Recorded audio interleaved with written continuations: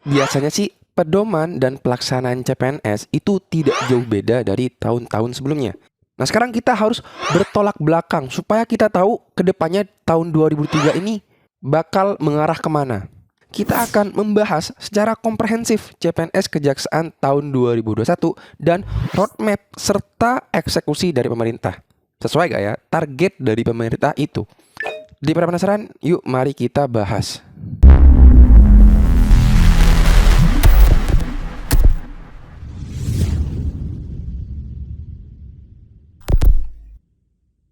Selamat datang di Koma Channel. Part 1 gue ngebahas pengadaan CPNS Kejaksaan tahun 2003. Sekarang mari kita bercermin pada tahun-tahun sebelumnya, khususnya tahun 2001.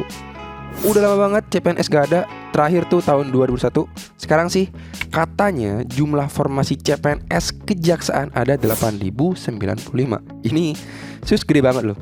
Kenapa gue bilang gede? Oke, ini gue comparein dengan tahun-tahun sebelumnya. Tahun 2017 itu ada 1.000 formasi. Ini total ya, total. Tahun 2018 ada 896 formasi. Tahun 2019 ada 5.203 formasi. Tahun 2020 kita tahu ada COVID. Tahun 2021 ada 4.148 formasi. Tahun 2002 skip. Nah, tahun 2023 mereka mengusulkan 8.095 formasi. Again, ini masih perlu persetujuan Kemenpan RB dan Kementerian Keuangan, dan juga tentu harus sesuai dengan keinginan Presiden. Kalau dipikir-pikir ya, kenapa banyak banget ya? 8.095 loh. Itu hampir 2 kali lipat dari tahun 2021. Nah, jawabannya karena setiap kementerian, bukan hanya kejaksaan, tapi banyak kementerian itu tenaga kerjanya sangat minim. Dan banyak jaksa, ini kalau dalam konteks kejaksaan ya, itu hampir pensiun. Belum lagi kan kalau mau jadi jaksa itu ada sekolahnya dulu. Wah, makin panjang perjalanan. Maka dari itu, kejaksaan membuka lowongan sebesar-besarnya. Ini kesempatan buat lu karena formasi tahun ini banyak banget dan tidak setiap tahun ada seleksi CPNS Kejaksaan. Jadi manfaatkan kesempatan ini dengan sebaik-baiknya. Belum tentu ya tahun 2024 maupun tahun-tahun yang akan datang itu ada CPNS. Ini mumpung dibuka 2 kali lipat dari tahun sebelumnya loh. Oke, habis itu kita akan bahas roadmap. Kita mungkin bisa memprediksikan kapan sih pendaftaran, kapan sih SKD, SKB. Nah, kita belajar dari tahun-tahun sebelumnya. Nah, jadi gambar ini rencana jadwal pelaksanaan CASN tahun 2021. Di pojok tuh ada tulisan tentatif. Jadi tulisan tentatif tuh dalam KBBI yaitu belum pasti atau bisa masih dapat berubah atau sementara waktu. Kenyataannya emang dapat berubah bro. Dan sangat molor. Tahun sebelumnya SKD-nya tuh dimulai dari tanggal 25 sampai tanggal 30 September. SKB-nya tanggal 25 November sampai 2 Desember. Ada yang enggak? Bulan Desember loh. Yang awal rencananya akhir Oktober itu sudah selesai seleksi. Ini arti kan nunggak November, Desember, 2 bulan loh. Nah, apakah tahun 2023 kayak gitu juga? We will see. Gue harap ada perbaikan ya. Ya setidaknya lebih realistis aja.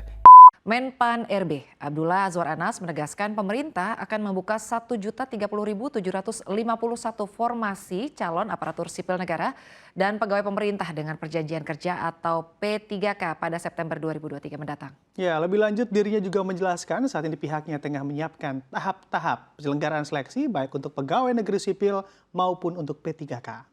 Oke, biasanya tahapan seleksi CPNS itu ada 3. Pertama, seleksi administrasi. Kedua, seleksi SKD. Ketiga, seleksi SKB.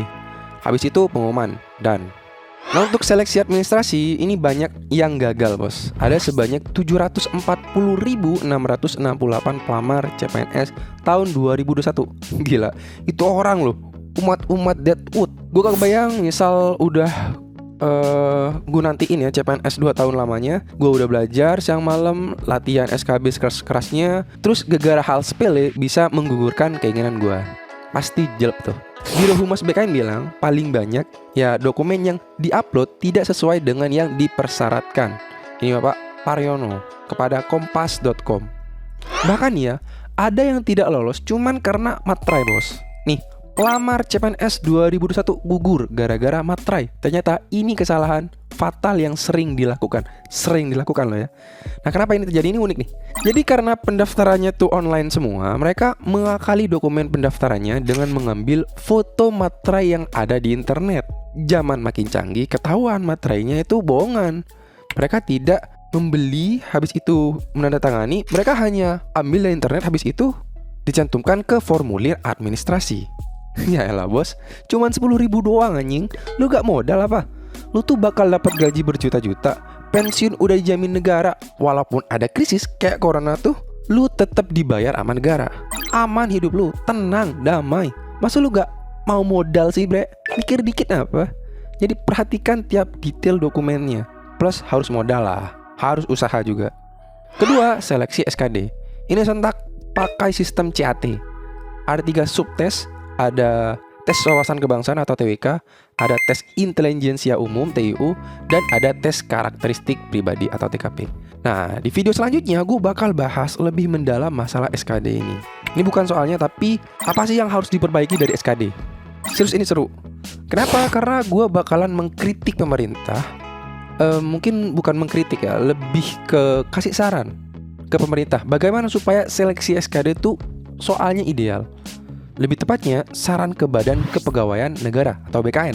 Karena BKN yang bikin soal SKD 100%, gak ada campur tangan instansi lain.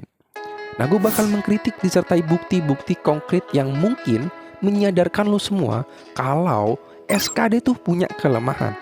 Kelemahan yang dari tahun ke tahun permasalahannya sama aja. Nanti lalu bakal tahu. Gue yakin channel lain gak bakal bahas ini. Hanya di Koma Channel bro, yang memang beda nih channel YouTube. Ketiga, seleksi SKB.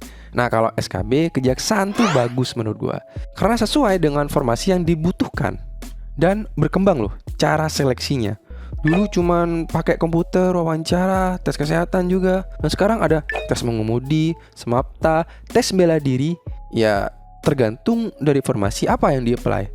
Nah, ini gua apresiasi karena emang harus tepat sasaran dan tepat seleksinya.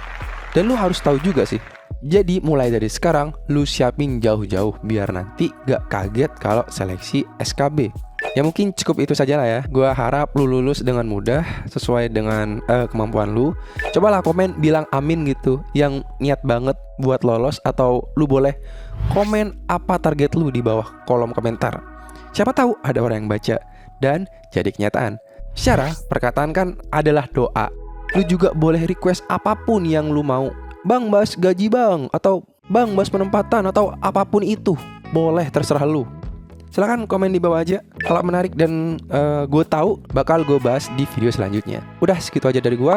Jangan lupa komen, like, subscribe buat ngebantu channel ini. Terima kasih sebanyak-banyaknya.